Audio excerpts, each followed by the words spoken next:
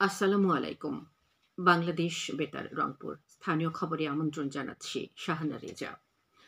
আজ বিশ্ব মুক্ত গণমাধ্যম দিবস।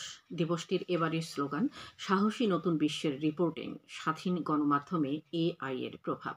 ১৯৯১ সালের ইউনেস্কোর ২৬তম সাধারণ অধিবেশনের সুপারিশ মোতাবেক ১৯৯৩ সালের জাতিসংঘের সাধারণ সভায় ৩রা মে তারিখটিকে বিশ্ব মুক্ত গণমাধ্যম দিবসের স্বীকৃতি দেয়া হয়। এরপর থেকে বিশ্বব্যাপী গণমাধ্যমকারীরা এই দিবসটি পালন করে আসছেন। এদিকে তথ্য ও সম্প্রচার উপদেষ্টা মোহাম্মদ মাহফুজ আলম বলেছেন, গণমাধ্যমে সরকারের হস্তক্ষেপ না থাকায় বিশ্ব মুক্ত গণমাধ্যম সূচকে ১ বছরে ১৬ ধাপ এগিয়েছে বাংলাদেশ। তিনি গতকাল রিপোর্টার্স উইদাউট বর্ডার্স এর ওয়েবসাইটে প্রকাশিত বিশ্ব মুক্ত গণমাধ্যম সূচকে বাংলাদেশের অবস্থান প্রসঙ্গে এক প্রতিক্রিয়ায় এই কথা বলেন।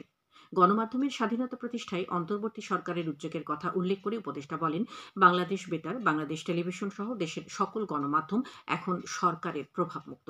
তিনি বলেন, বিশ্বমুক্ত গণমাধ্যম সূচকে বাংলাদেশের ১৬ ধাপ উন্নতিই প্রমাণ করে সরকার দেশের গণমাধ্যমকে স্বাধীন ও শক্তিশালী করতে কাজ করছে। মাহফুজ আলম বলেন, গণমাধ্যম সংস্কার কমিশনের সুপারিশ অনুযায়ী শীঘ্রই বেশ কিছু সংস্কার কার্যক্রম হাতে নেওয়া হবে। মিথ্যা ও অপতথ্য ছড়িয়ে দেশে অস্থিতিশীল পরিস্থিতি সৃষ্টির চেষ্টা চলছে উল্লেখ করে প্রধান উপদেষ্টার প্রেস সচিব শফিকুল আলম বলেছেন, জাতিসংঘ জুলাই-আগস্ট গণহত্যা নিয়ে একটি স্বচ্ছ ও চমৎকার প্রতিবেদন দিয়েছে। গত ১৫ বছরের সাংবাদিকতা বিষয়ে বাংলাদেশ খুব শীঘ্রই জাতিসংঘের সহায়তা চাইবে, যাতে গণমাধ্যমের সার্বিক ভূমিকার উপর প্রতিবেদন দেওয়া হয়। তিনি গতকাল চট্টগ্রাম প্রেস ক্লাবের জুলাই বিপ্লব স্মৃতি হলে প্রেস ক্লাব ও মেট্রোপলিটন সাংবাদিক ইউনিয়ন আয়োজিত আলোচনা সভায় এসব কথা বলেন। প্রেস সচিব আরও বলেন, বিশেষজ্ঞ একটি প্যানেল করে গত ১৫ বছরের বড় বড় ঘটনাগুলোতে কেমন সাংবাদিকতা হয়েছে, সাংবাদিকদের ভূমিকা কেমন ছিল তা অনুসন্ধান করে বিস্তারিত প্রতিবেদন প্রকাশ করতে জাতিসংঘকে অনুরোধ করা হবে। জাগো বাহে তিস্তা বাঁচাই আন্দোলনের অংশ হিসেবে আগামীকাল রংপুরের পদযাত্রা সফল করার জন্য আজ নগরীর একটি কনফারেন্স সেন্টারে সংবাদ সম্মেলন অনুষ্ঠিত হয়। তিস্তা নদী রক্ষা আন্দোলনের প্রধান সমন্বয়কারী অধ্যক্ষ আসাদুল হাবিব দুলু এ কর্মসূচি সফল করতে সবার সহযোগিতা কামনা করেন।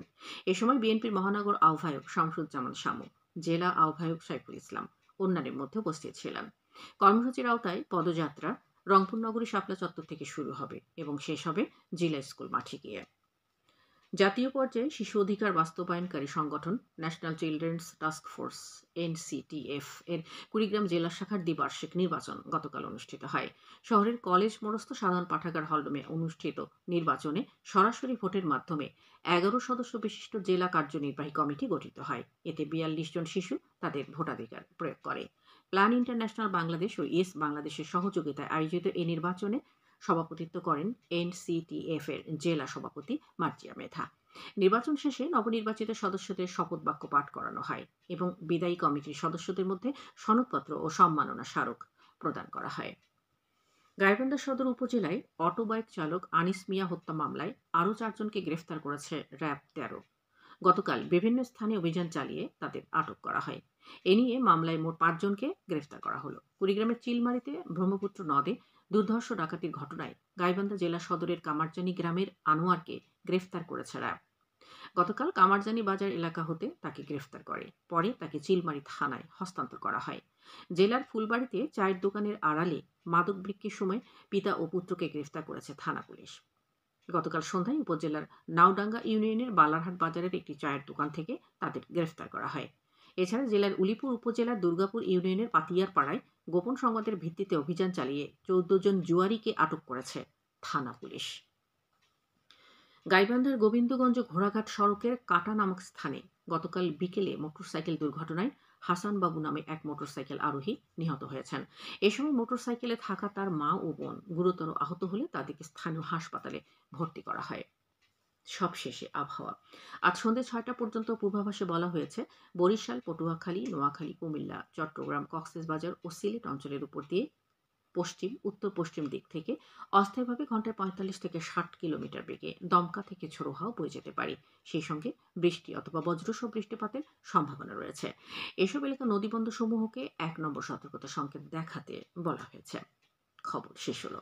বাংলাদেশ বেতার রংপুর থেকে প্রচারিত স্থানীয় খবর AM, FM ব্যান্ড এবং অ্যাপে শোনার পাশাপাশি আমাদের ফেসবুক পেজ ও ইউটিউব চ্যানেল রংপুর বেতার সংবাদে শুনতে ও দেখতে পাবেন। আমাদের পরবর্তী স্থানীয় খবর প্রচারিত হবে বেলা ২টা ৫ মিনিটে।